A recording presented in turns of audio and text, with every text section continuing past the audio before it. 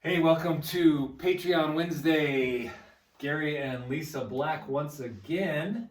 Hey, we've been doing a lot of we want to give you meat on these Wednesdays because this is exclusive content for just our Patreon people. And so, we did training on prayer and how you can pray for an hour without even thinking. We did training on how to look for Jezebel's spirit and soul ties in your life. We talked last week, Lisa did, about what she taught at Rethink Retirement, and we're going to get into that a little bit. So this week, we just really want to talk about the generations as we're working with boomers and a lot of Gen Xers. I'm Gen X, and are you Gen X? Of course I am. Okay, we're Xers, and so we're the bridge generation between millennials and Generation Z and boomers and Gen Xers, and so we're getting a lot of perspective and knowledge, but mostly we're just getting a lot of drops into our heart about how we can serve all the generations, the multi-generational movement that's coming. And so, Lisa? Yeah, babe. What you got? Well, it's just something that kind of sits on me very often is that it's so easy to criticize people that we don't really know. And there's been a lot of that on the internet with Hey Boomer and then what's come out of that. Talk about that Hey Boomer thing. That's it's kind just of funny. a frustration. Our youngest son is Generation Z. Yeah. And now so is Caleb. Yeah. Our two youngest sons. Yeah, he just made it. So we raised millennials and we raised two Zs. And then, of course, we've been working with all of them for our entire marriage. Yeah. But what's come out of it is it's shown me how creative this generation is. It's shown me how caring they are. It's shown me what they value. And I think older people often just say, simple things and say, they're entitled. They're this, they're that, and you just instantly, you've closed the door. Then there's no room for conversation when we do that. And Right. I think if we could educate ourselves a little bit. So when I my 1 week at G42, the first thing I start with is I start asking, because we have mostly millennials here that we're teaching, ask them what the myths are about their generation. Okay. And then I take it to the place now. I want you to understand why your grandpa feels the way that he does. And they're like, oh, I never thought about that. And so when you talk about a generation and it's so easily for us to say, well, they're so entitled. And I say, what do you mean by that? What do you mean by they're entitled? Well, they just think they deserve everything. So boomers or Xers talking about millennials or Yes. Zs, they're saying they're so entitled. Yes, they're so entitled. Okay, what does that mean? And it means, and I ask the class, I'm like, where did this come from? And they're very honest. They're like, well, they have a good point. We do expect everything to show up for us and be there for us because since we were little, it did. Yes. Everything was instant and showed up Right. for us. Okay, so and I always ask them, you get criticized by older people by having a phone in your hand all the time, and then I say, who bought you your phone? Their parents bought them their Most phone, of the time, and they put it in their hands, and you watch the screens all the time. Who put the screens on for you? You couldn't have done that when you were a newborn all by yourself. So instead of looking at that, thinking like, why is this? And the truth is, their brains have developed completely differently than ours. Absolutely. We sat in classrooms and we weren't allowed to bring anything into the classroom. Right. They have been looking at screens since they were babies. Yes. And so they know how to use them. They know how to use any device you put in front of them. Right. And I don't think that makes them bad. I think that they're using the technology that we presented to Absolutely, them. they're using it to better themselves. Yes. Our education system is so broken, as we all know. It's one of the worst things. It's like the church in America. It's We just broken. keep doing the same thing over and over again, hoping to get a different result. Yeah, and we used to learn by memorization, and now we don't need memorization. Mm-hmm. Now we can ask Siri anything, and we get instant information about anything. And so instead of memorization, we need to use the tools that we've been given and create even more. And that's what the generations learned, but that's also what they're criticized for. Yes. Yeah, okay. And they're also very passionate about doing what they love. They think that there's few things worse on earth than having a job that you hate that has no purpose and that you are not having any influence over. And so a lot of times because of that, they're accused of being lazy or not wanting to work. And if you actually sit down and talk to them, the truth is they want to make an impact on human lives. They want to make an impact on the environment, and they would rather make less money and do something that they're passionate about than make more money about something they don't think is important. Okay, so my only frustration with that I gotcha. is that none of them want to do blue collar. Right. They don't want to be an electrician. They don't Right. want to be a construction Well, we worker. told them that they shouldn't have to, though. We've told them, honey, you can do whatever you want. Right, When we said that, what we were really saying is you can be an NBA star, or right. you can play in the NFL, or you can rule the Or you world, can or be the start next your own Facebook, the company, or Zuckerbergs, look yeah. at all these guys doing this. We've been telling them that since they were born, and now we're mad at them for them going, I don't want to paint houses. Right. Okay. So, but I'm watching that show the other day, and one of the number one women-owned construction companies in New York, she pays her contractors $150K a year. Which is not out of, like, that's not normal for skilled labor. Right. It's good money. It's really But good she money. can't find anyone in the millennial generation that wants to be a Oh, construction if worker. I had to live my life over again, I'd be a mechanic. Right. Because you I would make a ton of money and you'd never run out of work. that'd be a very sexy mechanic, babe. The only issue for that for me, and I'm not good with my hands. I'm not mechanical, so I understand if you just don't have that as a part of your gift set. I don't, and I get very frustrated putting tables together. You can see this one rocks. I put it together. So I understand that, but I think what we've given them is false hope. Yes. Unrealistic. And we've told them that they're extraordinary, Yes. and they're really just an Yes. ordinary generation, Yes. just like we were. They are ordinary. They're different, but they are ordinary. Okay, and so anyway, I just wanted to say that. I do, and that is what we have to have. Those are conversations we have to have. We have to understand the perspective of where people are coming from. And so when I have this conversation with the millennials and the Zs about, this is what's being said about you, how does it make you feel, and why are they saying it? They know exactly why they're saying it. And then I say, okay, now can I get you to think a little more? I want you to think about your grandfather or my grandfather. They worked on the line at Ford Motor Company, where people were losing arms and legs next to them on the assembly line. People were disposable. There was nothing to protect them.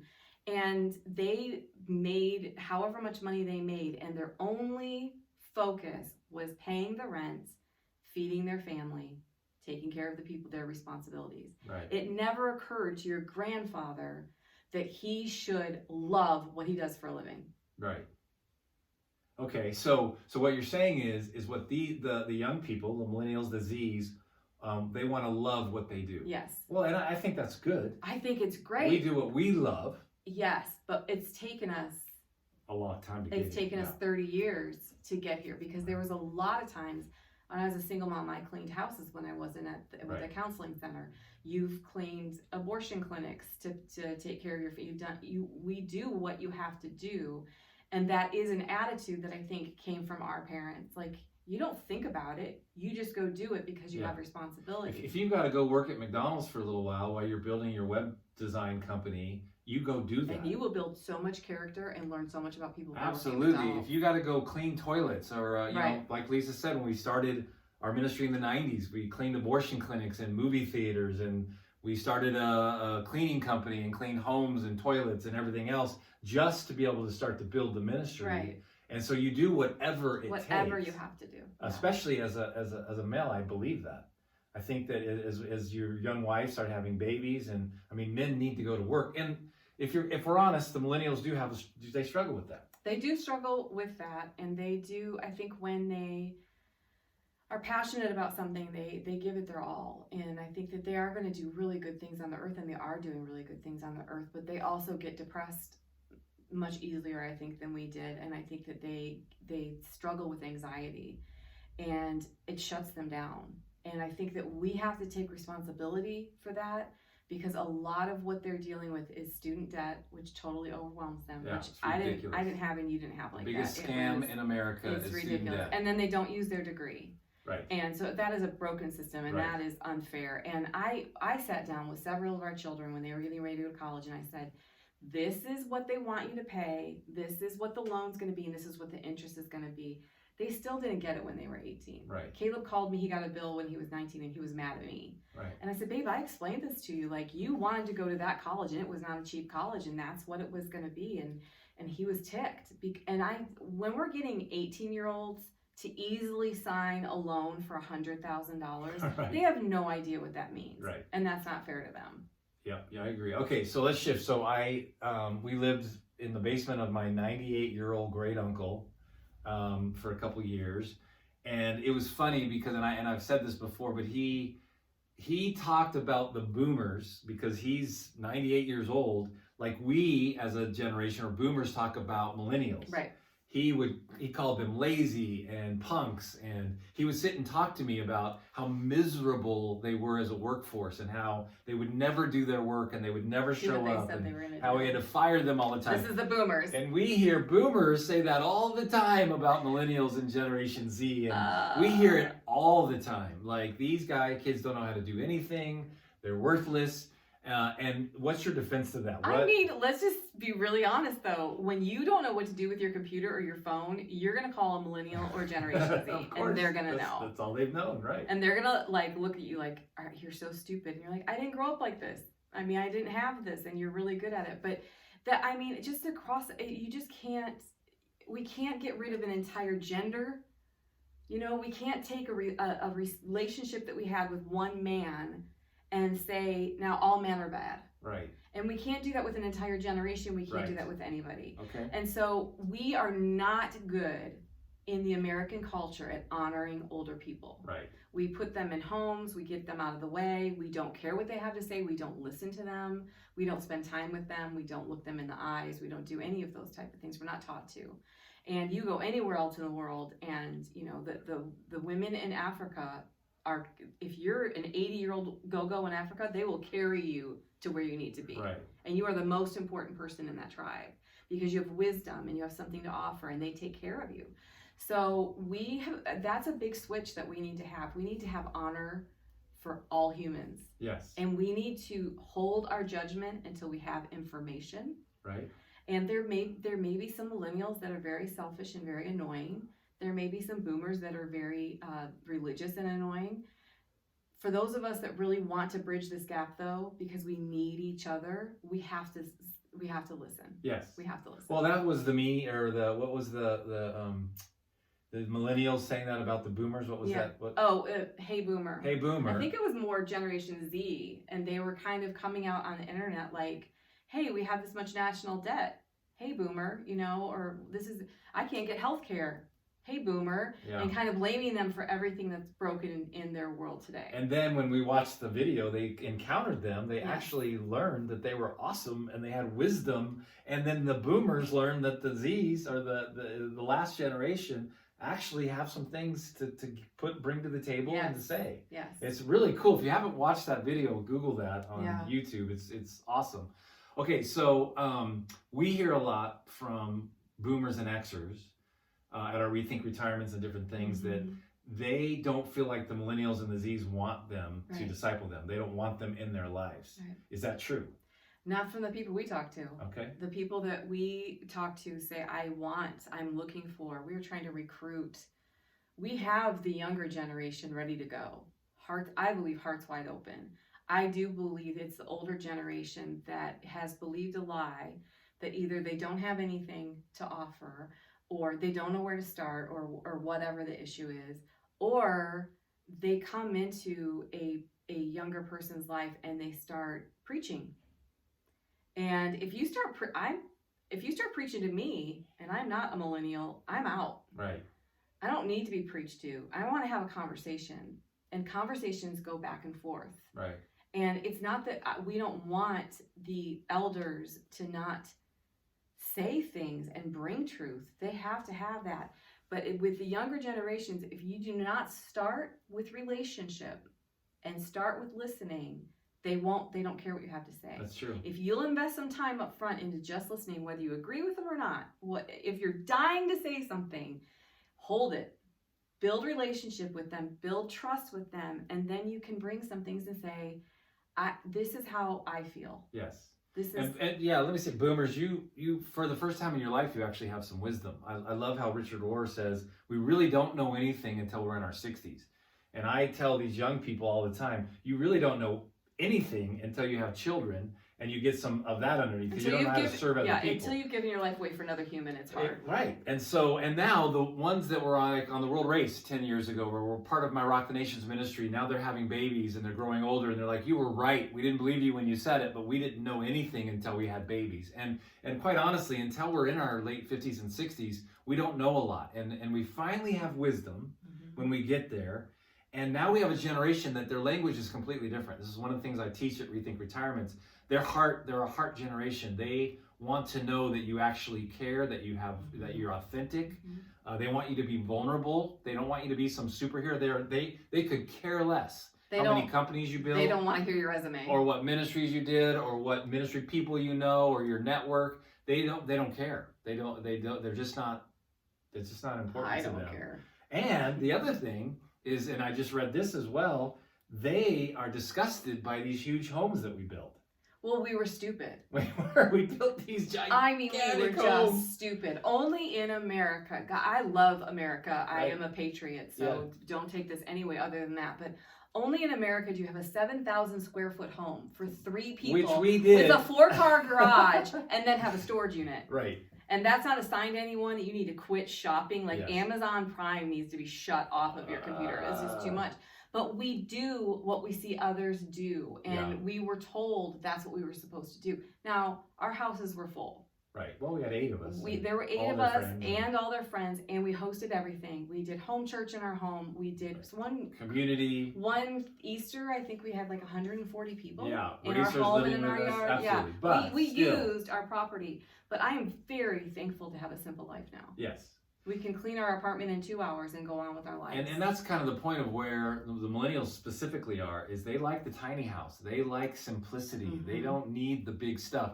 They want to know that if you're doing something, what's it doing to, like you said, improve the environment, or how is it giving back? Right. And so if you want to raise money with them, you need to make sure you have something attached to it that you're actually giving back to a cause that is reproducing the earth, reproducing people, doing something good on the planet, or they're very concerned about the planet. Okay. And our daughter's birthday is next week, and for her birthday she's doing a fundraiser to clean the oceans. Okay. And which, by the way, if you were to die, God forbid, but that's what I would do. I would just stay in scuba gear all day, and I would get plastic out of the ocean. I'd be so happy. There'd be all the marine life, and I would be helping, and it would be brilliant. Sharks. But that's not, I love sharks. They're my favorite animal. But that is, I can't even imagine at any time in my life, at that age especially, saying, hey, my birthday's coming up, and I want you to donate to a cause. Right. Like, our generation didn't even think that way. It was like, hey, my birthday's coming up, and I would like these things for me, right? Because we were consuming. Yeah. So they're smart.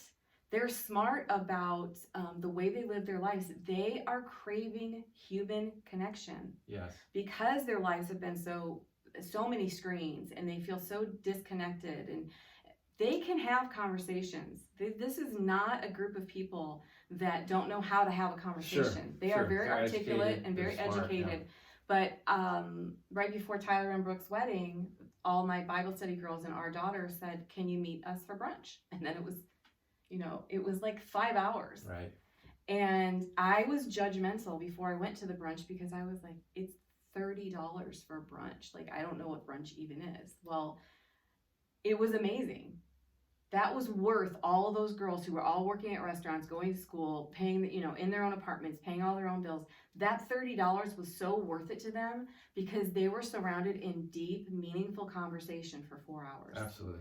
And I left and I was like, why do we not have 4-hour brunches? This is what life is all about. They value that 30 because value that connection. Because of the connection. And they do love community. Some of it is they worship community. And so we switch that. If you go build kingdom, if you go build like Jesus built, community will birth from that. Don't go try to build a community because it doesn't work. Go build a kingdom lifestyle that loves people, and community will birth from that. It's amazing to watch. We're watching it real time in our missional communities around America, and it's a 100-year plan. It's a long time. Okay, so what is some solutions? So I'm a 60-year-old boomer. I do not understand the next generation at all, but I hear you. Or I'm a 25-year-old, I'm a millennial, I'm a 19-year-old Generation Z, And I hear you, and I want disciple. I want some wisdom in my life. So what's some solution here? How do we bring them together? How do we bridge this? Well, and I think everybody just wants to be heard. Okay. I just think everybody wants to know that they're seen and they're heard. I think it doesn't matter how old you are. And when I was a little girl, I remember thinking, because I did a lot of thinking about like there's simple solutions here. We're not doing it. We have old people, elderly people in nursing homes with all the time in the world on their hands. People don't really come to visit them, and they're lonely, and they have all the wisdom. Yes. And I was always thinking, like, why don't we bring the kids that are in daycare who really need a personal connection during the day, more than one teacher for 5 kids or whatever? Why don't we ever bring them together? You know, and I think that's what the key is that which those kids would just feel so loved by having like all these grandparents that think they're adorable, right, and have all the time to sit and listen to all their stories and everything they want to say. So we have to cut out the chaos of our life and start looking people in the eyes. And I do think, like I said, I like to spend time with people I really enjoy. Yeah. I will talk to anyone, I will pray with anyone, I will minister to anybody in any situation. But the people I build relationship with, regardless of their age, because I have friends in their 70s, friends in their 60s, and friends in their 30s, and friends in their 20s. They're my friends, is enjoying each other and mutual respect and listening to each other. Yeah, we're big believers in reverse mentoring. We learn a ton from these young Always people. learn so much. I mean, I get perspective. My hardest, when I say that, the hardest people for me on the planet right now are the 38, 39, 40, 41, 42-year-olds that think they know everything. I did when I was 40, so I understand it.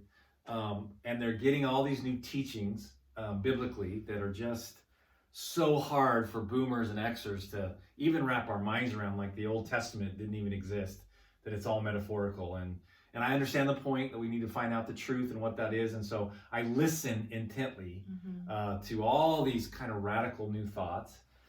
But when you think you know everything, you're not teachable anymore. It's true. And so I want to encourage you, if you're in that 38, 39, 48-year-old range, you don't know everything, I promise you. I don't know everything at 53. The older I get, the less I know, actually. And so relax, take a deep breath, and actually still crave and go after being discipled and learning from older people. And we always teach this, and it's an old thing, but you always want a Paul and a Timothy in your life, right? You always want that older person that's giving you perspective. And if you're older, listen, they don't need you to fix anything. As Lisa said, they need you to listen mostly, and then God will drop things in your heart. If you make sure you listen to our podcast on the heart, Black Tribe, but if you'll listen intently, if you'll listen and feel their emotion when they're talking to you, and actually, this is it. Right now, it's you and I. We're in the now. If you'll do that with this next generation, God will drop things in your heart of wisdom that come from wisdom and knowledge, not from up here, cognitive thinking. And honestly, the generation could care less about your cognitiveness. They want your heart. Right. And young people, listen, you need older people. You need those people to speak into your life. And then you always want a Timothy. I don't care how old you are. If you're 25, you should be discipling an 18-year-old. You should be speaking into their life and helping them process what it's like to be 18, because you've already done it. And so we always want to be receiving and giving consistently, and that flow keeps us kind of young and alive and happy. So 2 Corinthians 4:16 is the scripture. It says, therefore, do not let your hearts be saddened. Don't grieve. Outwardly, we might be wasting away. We're getting old and everything's bad. But inwardly, we're being renewed day by day. And the only way you get renewed is by keeping your heart wide open and give to the next generation. And if you're alive, you have purpose. If you're alive, you're on the earth, you have purpose. Absolutely. And it's unique to you. The easiest way I can say to do this, the most practical way I can say to do this, if you're an older person and you want to start investing in the lives of people that are younger than you, think about what you needed at that age. Think about the way that older people talk to you that brought you life, and then think of the way the older people talk to you that brought you death. So the number one thing that I have, because I raised 6 children, and I am a mother at heart. Everybody calls me Mama Black around here and everywhere I go. It's fine. I love it. But I think about when I was raising children and the people that said to me, listen, you need to enjoy every minute because it's going to go so fast.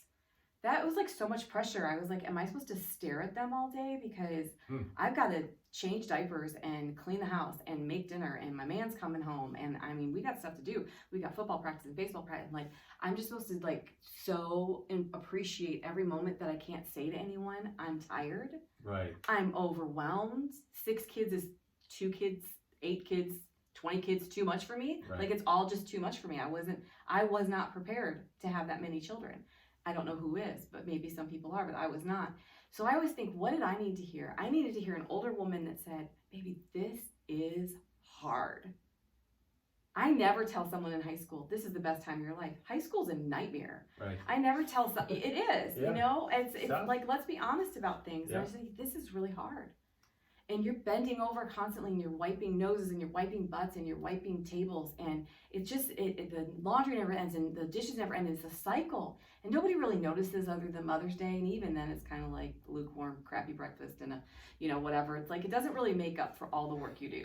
And you feel unseen and you're wondering. I brought nice flowers to make good breakfast. You always Let's bring just, nice flowers, yeah. but you feel unseen and you feel kind of lost and you feel kind of grungy and you don't feel super feminine and everything. And I love to come around women that are in that season and say, this is hard. Yeah. But it is not going to last forever. Right. They will eventually It does grow. go fast. They do. It doesn't go fast. It goes incredibly slow. Eventually they put on their own seatbelts. Eventually they can tie their own shoes. Eventually there's more freedom. Eventually they go to a friend's house and play and their friends come there and you're not the circle of their world anymore. And yes, you'll miss the yummy parts of the babies, but you won't miss the parts of the babies that were exhausting. You're going to actually get to sleep through the night again at one point. Wow. And you're really going to appreciate it. It's going to be a good season. I loved having small children and I loved raising them and I loved everything that went with that. But I had never go to Target by myself and drink a Starbucks extra large with cream, double bagged Earl Grey and walk around and just look at things and don't thank God that I'm alone. Right. Because I always had a kid in the cart, one on the hip and one in the belly and one in the, and I do miss yummy sweet babies, but now I have grandchildren. Right.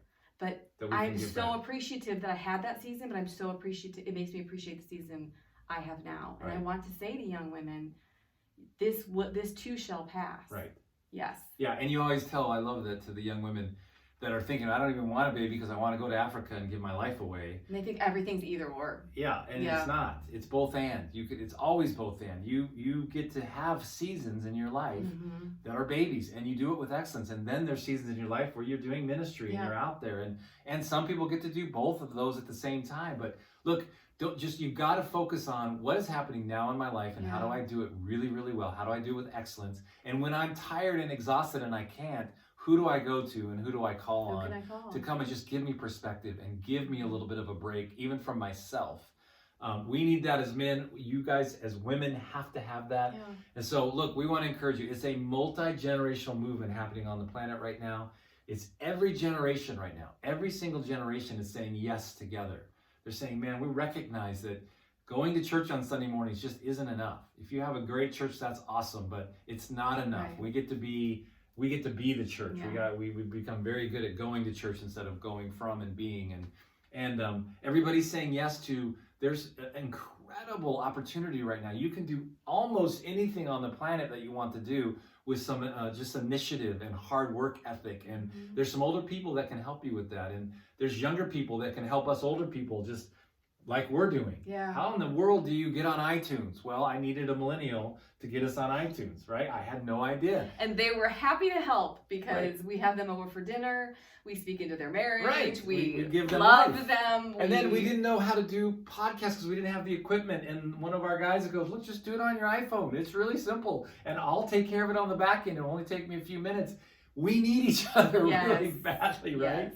And so good. Yeah, we serve each other and we take care of each other, and it's an enjoyable way to live. It is. Is having multi-generations in your life. You gotta have it. If you're just with your generation, you're gonna hear the aches and the pains, and my back hurts. Is your back hurt? If you're just with the young people, you're gonna hear things that you're gonna think, well, that's really just shallow all the time. Right. If we can just step back and just listen and save our judgments and go a little deeper with people, I think what you'll find is it's going to bring you life. Absolutely. And you have to get creative. Our World Race America squad is going into old folks homes and just sitting with old folks and just loving on them, and they're learning so much. And so stop what you're doing, take a half a day and go to an old folks home and just go talk to some people. And everybody has a story, and some of their stories are phenomenal and amazing, and you'll learn something. And so, hey, any questions, any comments, we love to answer those on our next vlog.